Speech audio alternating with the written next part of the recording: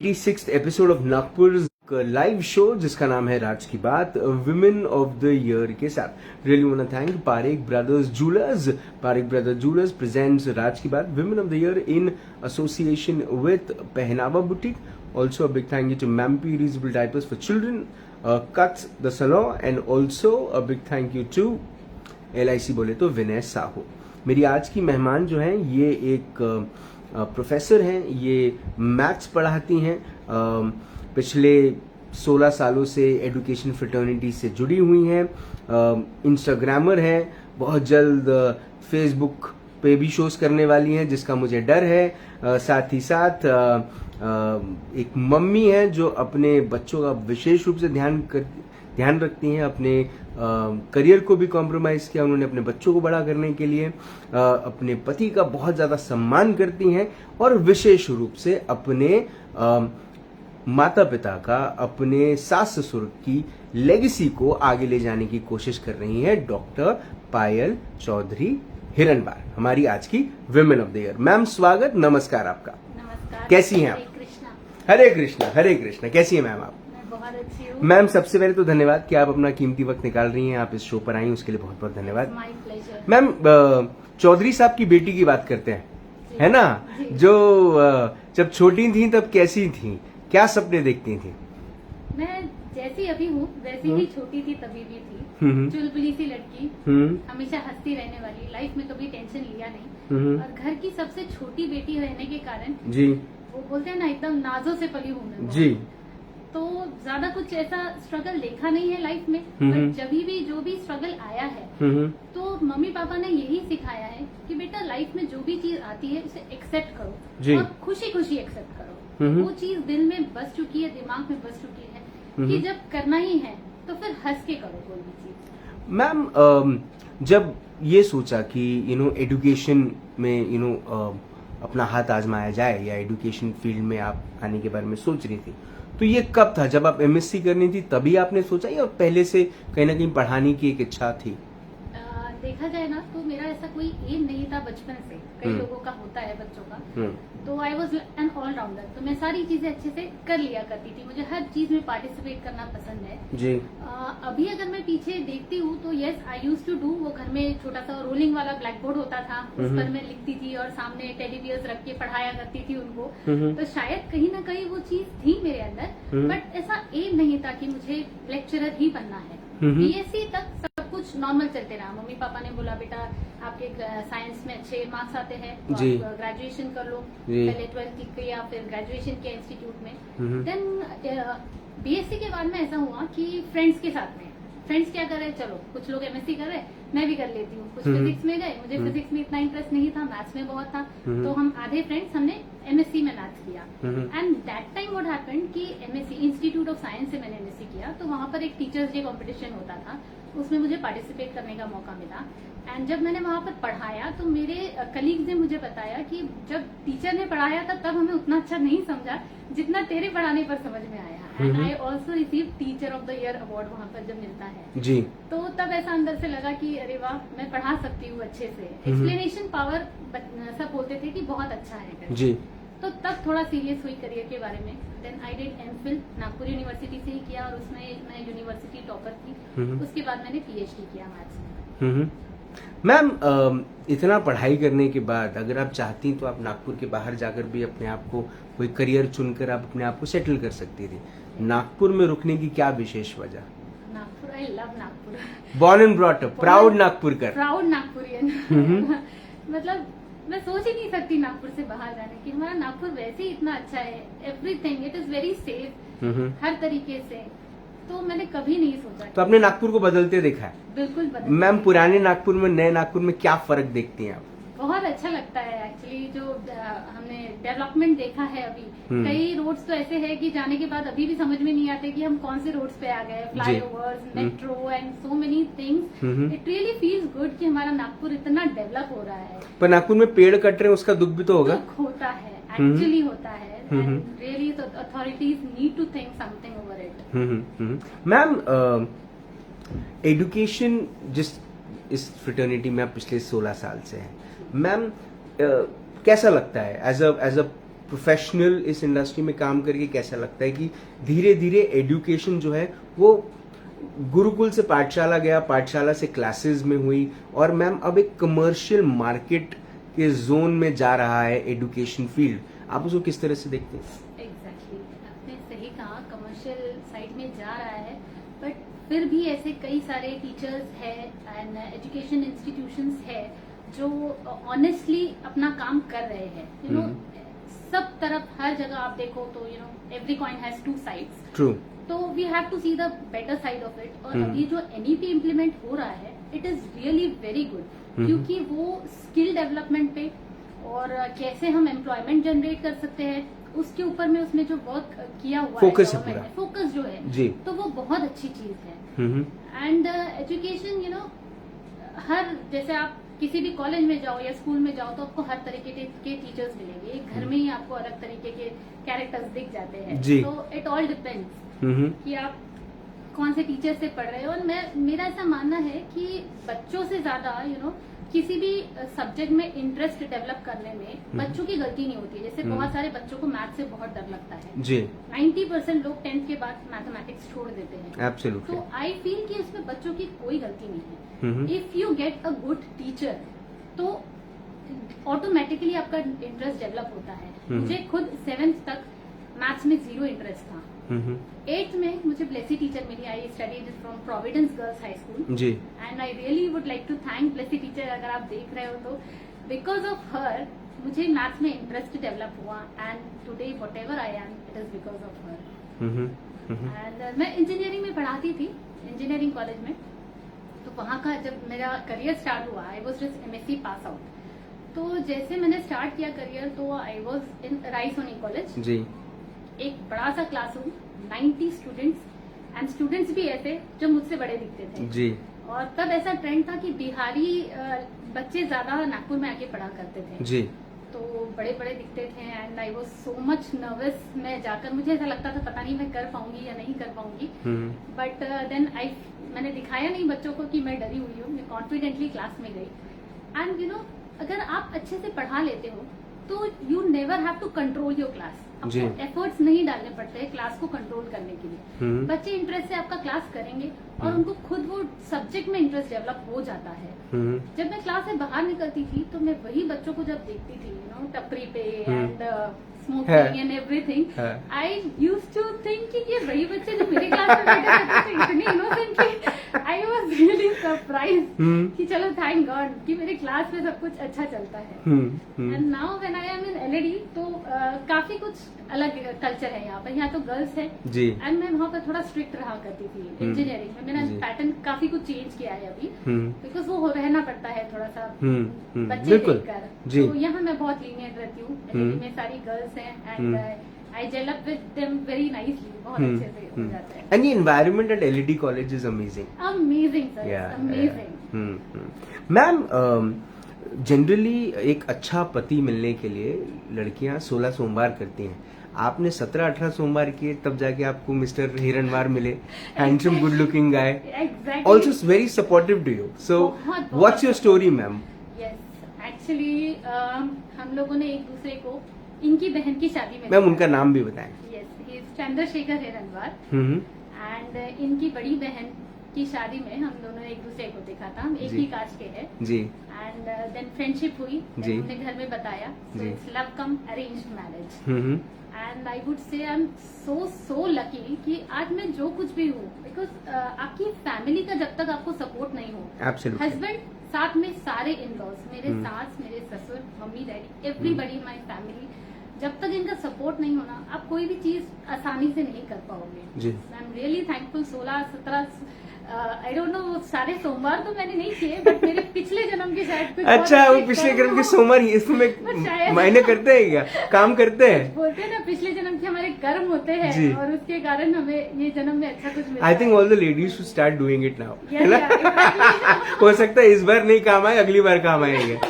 चलिए मैम, वो they say that marriage is an institution, right? तो you know ma'am I am sure आपसे चंद्रशेखर जी ने बहुत कुछ सीखा होगा, है ना? आपने उनसे क्या सीखा? मैंने उनसे ये सीखा है कि मतलब मैं तो उनको बोलती हूँ कि ही इज मिस्टर कूल। कोई भी सिचुएशन हो जाए वो टेंशन नहीं लेते हैं। मैं भी नहीं लेती हूँ, बट कुछ कुछ सिचुएशन में मुझे आ जाता है tension, but he is mister cool. चाहे कुछ भी हो जाएगा ना, सिचुएशन आती है जाएगी, निकल जाएगा समय, टेंशन नहीं लेने का। मैम जब प्रेगनेंसी थी, जब you had to leave your job and a job which was highly promising to have a great career in future, very promising, not just in terms of career but also money wise also, एक बहुत बड़ा growth आपको मिल सकता था, and you compromise or probably you thought कि I'll leave because my children are now in my life.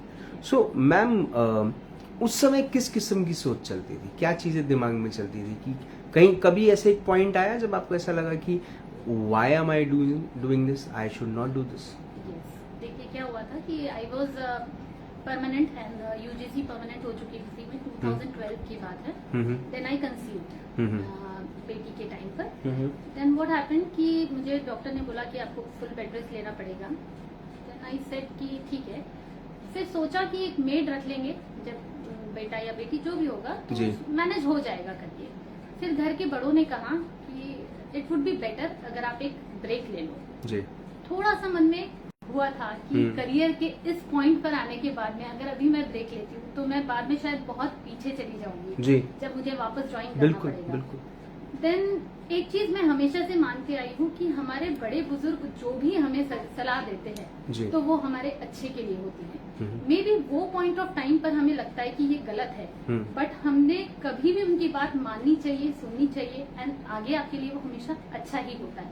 तो मैंने उनकी बात मानी एंड मैंने जॉब को रिजाइन किया। देन आई थॉट कि जब बच्चा होने ही वाला है तो why not to give the right time. मुझे ऐसा लगता है कि जो पहले के बच्चों के 4-5 साल होते हैं ना स्टार्टिंग के, वो टाइम होता है जब उनमें हम कल्चरल वैल्यूज इनकलकेट कर सकते हैं। एब्सोल्युटली। एंड वो मैंने वही सोच के मैंने जॉब को ब्रेक दिया, क्योंकि मुझे मैटरनिटी लीव मिल सकती थी 9 मंथ्स की, 1 साल भी दे देते, 2 साल दे देते, बट आई सेड कि नहीं। और मैंने फिर ये भी डिसाइड किया अगर मुझे करना ही है तो मैं मेरी फैमिली कंप्लीट कर लेती हूँ, एंड देन जॉब तो हम फिर भी कभी भी कर सकते हैं। And I didn't want to do injustice with any of them.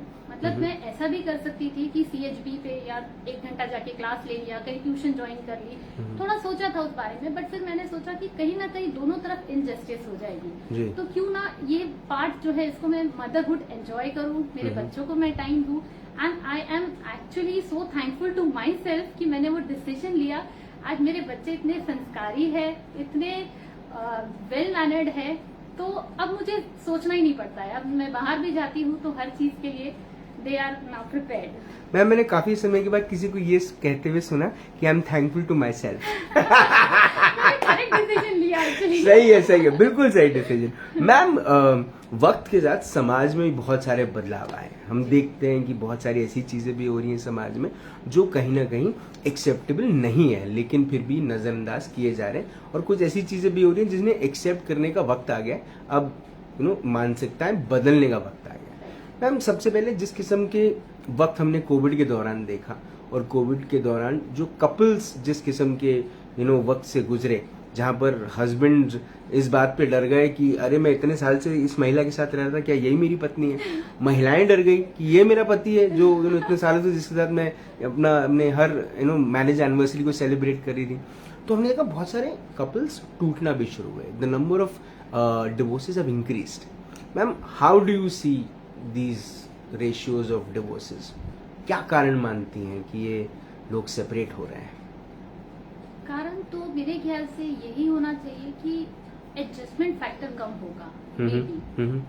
थोड़ा बहुत वेस्टर्न कल्चर भी हो सकता है, एंड आई बिलीव कि अगर आपके थोड़ा बहुत एडजस्टमेंट करने से रिलेशंस अगर अच्छे हो सकते हैं, सिचुएशंस सुधर सकती है, सो व्हाई नॉट, करना चाहिए हमें। एंड दैट इज वो सब कुछ चीजें आई डोंट से कि बहुत ज्यादा मतलब आप अपने आप के सेल्फ रिस्पेक्ट को बिल्कुल नीचे रखकर एडजस्टमेंट करो, not to that level, but थोड़ा बहुत एडजस्टमेंट करने से आई थिंक काफी सारी चीजें सॉर्ट आउट हो सकती है। Ma'am what do you think about single mothers? I think hats off to them, because मेरे साथ इतना अच्छा सपोर्ट सिस्टम है, मेरी पूरी फैमिली है मेरे साथ में, मेरे हस्बैंड है, इन लॉज है, मेरे मैके वाले एक पैर पे तैयार रहते हैं मेरे लिए। स्टिल आई फील कि इतना सब कुछ मैनेज करना इज सो डिफिकल्ट। जो सिंगल मदर होते हैं, सीरियसली से hats off to them. Ma'am, your perspective about child adoption, what's your thought? It's a very good thing. मेरे भैया भाभी ने अडॉप्ट किया है एंड बेटी अडॉप्ट की है उन्होंने। तो हम सबका फैमिली का डिसीजन था कि अगर ठीक है, पहले तो उन्हीं का डिसीजन था और उन्होंने जब हमें ये बताया तो we were so happy. They were crystal clear in mind कि हमें अगर हम अडॉप्शन करेंगे तो हम बेटी को ही अडॉप्ट करेंगे। So that was so good feeling and मुझे लगता है बहुत अच्छी चीज है। अगर आपको कुछ प्रॉब्लम है, आप कंसीव नहीं कर पा रहे and you want to have a family, so why not? एक बच्चे को एक अच्छी फैमिली मिल जाएगी, आपको एक अच्छा बच्चा मिलता है, बिल्कुल, you should go for it. Very good idea. Ma'am, अब चूंकि एक वापस से गाड़ी जो है वो पटरी पे आ गई है, जहाँ पर आप पढ़ा रही हैं, अब एक तरफ बच्चे बड़े हो रहे हैं आपके, आप उन पर भी ध्यान दे पा रही हैं, करियर पे भी फोकस है ना? चंद्रशेखर जी पे भी आपकी पूरी नजर बनी हुई है, उनकी पूरी नजर हमेशा आप ही पे थी, है ना? अब आगे क्या, व्हाट्स द ड्रीम, क्या करना है? आगे ये है कि मुझे ना ऐसा लगता है कि अगर हम जिस सोसाइटी में रहते हैं जी, तो वी शुड पे बैक किसी तरीके से। हम जहाँ भी आसपास हमारे लोग हैं तो किसी तरीके से अगर हम कुछ कर पाते हैं उनके लिए तो उससे अच्छी चीज नहीं हो सकती। तो इस कारण से मैं पढ़ाती तो हूँ बट मुझे उसके लिए पैसा मिलता है वहाँ पर। सो आई वोंट से कि that is a kind of social service. तो वो मेरे अंदर है कि मुझे लोगों को हेल्प करना है, इसीलिए मैंने यूट्यूब चैनल स्टार्ट किया है अभी। एंड आप एजुकेशन फील्ड से अगर आपका यूट्यूब चैनल है तो you can not expect lot of money over there. I know that. वो इंटेंशन से मैंने चालू नहीं किया है, मुझे बच्चों ने बताया था, उन्हीं उन्होंने मुझे एक तरीके से इंस्पायर किया ये स्टार्ट करने के लिए। स्टार्ट यहाँ से हुआ था कि मैम आप पढ़ा देते हो कॉलेज में, उसके बाद हमें रिवीजन चाहिए होती है, तो आप कहीं वीडियोस अपलोड कर सकते हो क्या, ताकि हम उसको बार बार देख सके। तो मैंने कहा ठीक है, यूट्यूब चैनल स्टार्ट कर लेते हैं। अब जब स्टार्ट किया तो कश्मीर यूनिवर्सिटी से, पंजाब यूनिवर्सिटी से, कई हरियाणा से बहुत तरीके से कमेंट्स आने लगे बच्चों के कि मैम हमें बहुत अच्छे से समझ में आ रहा है, आप प्लीज वीडियोस डालिए। तो it's really good. I feel कि अब मुझे उसको एक्सपैंड करना है एंड वो ऐसी चीज है जो मैं साथ में कर सकती हूँ। लाइक कॉलेज भी कर सकती हूँ एंड रात को मुझे टाइम मिले, जब भी टाइम मिलता है I can make videos. And one more thing I would like to tell you कि मैं जब पहले यूट्यूब की कोई भी वीडियो देखती थी, देखा, स्क्रॉल किया, ऊपर कर लिया, तब मैंने कभी रियलाइज नहीं की एक चीज। और अभी मैं सबको ये बात बोलती हूँ कि अगर आपको यूट्यूब वीडियो देखते हो और आपको थोड़ा भी अच्छा लगता है ना, उसको लाइक जरूर करना, जरूर करना, बिकॉज जब आप खुद बनाते हो आपको पता है उसके पीछे कितनी मेहनत होती है। अरे मैडम, मैं तो 1500 एपिसोड से कर रहा हूँ, लोगों को बोलता हूँ शेयर करें, पर लोगों को पसंद आ जाता है, लोग लाइक कर लेते हैं पर शेयर नहीं करते हैं। शेयर करना चाहिए। आपके थोड़ा सा कुछ करने से आपका कुछ जाएगा नहीं, लेकिन सामने वाले को उसमें इतनी खुशी मिलती है, इतना इंस्पिरेशन मिलता है। एंड मैं जब कोई वीडियो बनाती हूँ तो इट इज नॉट लाइक कि बस एक बार पढ़ लिया और बना दिया। मैं 4 से 5 बुक्स को रेफर करती हूँ, ताकि बिकॉज आई नो कि ये वर्ल्ड वाइड जाने वाला है एंड मैं बच्चों को गलत इन्फॉर्मेशन नहीं दे सकती। I have to be perfect. बिल्कुल, अगर एक बार गया तो गया, उसके बाद तो हम वापस वीडियो एडिट नहीं करने वाले। तो थरो स्टडी करने के बाद ही मैं, और 3-4 घंटे कम से कम एक वीडियो बनाने के, भले ही 15 मिनट का आप वीडियो बना रहे हो, बट देन एडिटिंग तो मैं ज्यादा करती नहीं हूँ, क्योंकि हम टीचर्स को आदत होती है कि फ्लो में हम बोल देते हैं जो भी है। बट फॉर थंबनेल एंड कितनी सारी चीजें मुझे सीखने मिली है कि क्या क्या रहता है। आई लर्न, इवॉल्व हो रही हूँ मैं उसके साथ साथ। मैं मुझे भी नहीं आता था फेसबुक लाइव करना, मैंने भी सीखा है, यूट्यूब देख के सीखा है ना। कितनी सारी चीजें सीखने के लिए है यहाँ पर, है ना। लाइक मुझे खाली बैठना। तो जितने भी हमारे व्यूअर्स हैं उन्होंने आपका शो जो यूट्यूब चैनल है उसको सब्सक्राइब भी करना चाहिए और आपके शोज शेयर भी करने चाहिए। चलिए मैम को समझ गए वो आप, और थोड़ा सा स्माइल करेंगे तो और भी समझ जाएंगे। मैम, ये मेरा आखिरी सवाल होगा आपसे। मैम, जिंदगी की एक सुनहरी किताब लिखी गई है ना, और उस सुनहरी किताब पर ये नाम लिखा गया, डॉक्टर पायल चौधरी हिरनवार, है ना। मैम, उसके नीचे वो कौन सी लाइन, वो कौन सा कोट, वो कौन सी बात लिखी रहनी चाहिए जिसे पढ़ने के बाद लोग आपको याद करें? मुझे याद करें या फिर मेरी कोई फीलिंग में बिल्कुल बिल्कुल बिल्कुल गा के बता सकती हूँ। बिल्कुल गा के बता सकते एक लाइन के बदले हाँ। सोचना क्या, जो भी होगा देखा जाएगा, कल के लिए आज को न खोना, आज ये न कल आएगा। तो ये आई थिंक सबने लाइफ में इम्प्लीमेंट करना चाहिए। ज्यादा टेंशन नहीं लेना चाहिए, जो होता है अच्छे के लिए होता है, उसको एक्सेप्ट करो लाइफ में जो भी हो रहा है, और खुशी खुशी एक्सेप्ट करो। मैम, आपकी पूरी की पूरी जर्नी यही कहती है कि आपने अपने ऊपर में ये थोड़ा सा कम इम्प्लीमेंट किया, आपने बराबर चीजों को सोचा, बराबर चीजों पे मंथन किया, और आपने बहुत सोच विचार के अपने जीवन में आप आगे बढ़े हैं। उसके पीछे मेहनत है, उसके पीछे स्ट्रगल है, भले आप उसे स्ट्रगल और मेहनत का नाम ना दें, मेहनत का तो डेफिनेटली, लेकिन स्ट्रगल का नाम न दें। लेकिन मैम, मुझे ऐसा लगता है कि आपकी पूरी जर्नी में जो फोकस था वो बड़ा क्लियर था, जो थॉट प्रोसेस था वो बड़ा क्लियर था, और आई एम श्योर आपका आने वाला वक्त भी जो है वो इससे ज्यादा खूबसूरत जाएगा, जहां पर आपकी जो पूरी की पूरी सोच है वो आपको उस लेवल पर ले जाएगी जहां तक पहुंचना चाहती हैं। आपको बहुत बहुत शुभकामनाएं कि, और बहुत बहुत धन्यवाद कि आपने अपना वक्त दिया, आपने हमें इंस्पायर किया, उसके लिए बहुत बहुत धन्यवाद। Thank you so much. Super. Women of the year doctor Payal Chaudhary Hiranwar से हुई मुलाकात। हरिवंश राय बच्चन की कहावत है कि आपके मन का हो तो अच्छा, आपके मन का ना हो तो और अच्छा, क्योंकि जो नहीं आपके मन का होता है वो ईश्वर के मन का होता है। तो ये बात बिल्कुल सही है। लेकिन एक बात जो मुझे ऐसा लगता है कि वाकई में हम सब ने समझ के चलनी चाहिए, और वो है अपने परिवार के प्रति अपनी जिम्मेदारी। देखिए, जिम्मेदारी सिर्फ महिलाओं के लिए अगर स्पेसिफिक बोले तो जिम्मेदारी सिर्फ घर का काम करने से नहीं होती है, घर के लिए एक नए किस्म के एथिक्स को फॉलो करने की होती है, और वो एथिक्स आप बनाते हैं। अगर उस वक्त जब करियर पीक पे था और करियर्स के माध्यम से जीवन की और भी सारी खुशियां उन्हें प्राप्त हो सकती थी, उस वक्त डॉक्टर पायल हिरनवार ने एक डिसीजन लिया, और वो डिसीजन लिया अपने बच्चों के लिए, अपने बच्चों को वो एथिक्स, वो वैल्यूज देने के लिए। अब कई सारी ऐसी महिलाएं शायद होंगी जो उस समय शायद कुछ और डिसीजन लेती, लेकिन इस किस्म का डिसीजन समाज जब इसको देखता है तो बहुत इज्जत से देखता है, बहुत रिस्पेक्ट से देखता है, बिकॉज यहाँ पर समर्पण की भावना दिखती है, और वो समर्पण की भावना जो है वो अपने आप में बहुत कुछ कहती है। वो कहते हैं ना कि लॉयल्टी जो होती है वो दिन के आखिरी में सब कुछ कहती है, और इनके लिए शायद बड़ा अच्छा शेर भी ये कहता है कि प्रेम परिचय को पहचान बना देता है, वीराने को गुलिस्तान बना देता है। मैं अपनी नहीं, डॉक्टर पायल चौधरी हिरनवार की कहता हूं, अपने काम के प्रति, अपने परिवार के प्रति समर्पण और प्यार इंसान को भगवान बना देता है। ऐसे ही विमेन ऑफ द ईयर से होगी मुलाकात अगले एपिसोड में भी। तब तक आप अपना ध्यान रखें, सुरक्षित रहें, स्वच्छ रहें, स्वस्थ रहें, मस्त रहें, खुश रहें, व्यस्त रहें, परिवार के साथ एक अच्छा वक्त बिताएं। और अगर आपके परिवार में एक बेटी है जो मुस्कुराती है, पापा की सबसे छोटी उंगली को पकड़कर चलती है, बहुत सारे सपने देखती है, कभी गाना गाती है, कभी अच्छी ड्राइंग करती है, कभी अच्छा मैथ्स पढ़ती है, और हर वो कोशिश करती है जिससे अपने परिवार का नाम, अपने परिवार की लेगेसी को वो एक और लेवल पर लेकर जाए, तो समझिए वो डॉक्टर पायल चौधरी हिरनवार बन रही है। जिंदा रहें। जय हिंद।